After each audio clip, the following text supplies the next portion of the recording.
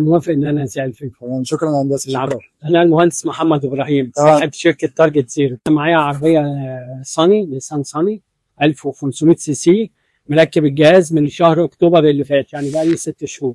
لا، لقيت توفير في البنزين، لان الهيدروجين واضح ان هو لما بيخش بيفرق في اللي هو الاوكتان نمبر بتاع البنزين.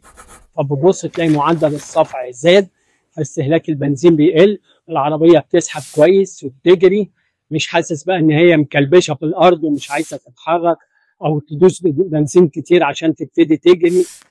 رغم ان العربيه دي من النوع اللي هي تقيله، يعني ما بتسحبش على طول، يعني لما تيجي طالع ما بتسحبش وتجري معاك، لكن مع الجهاز بتسحب يعني الى حد ما. لا دي صراحه التعامل كويس، وواضح ان الناس كمان فاهمه وبتركب الحاجه بحرفيه، يعني الجهاز وهو بيركب التوصيلات وبتاع كلها بتتركب بحرفيه، يعني مش مجرد بقى صنايعي ولف سلك واقلب وخلاص.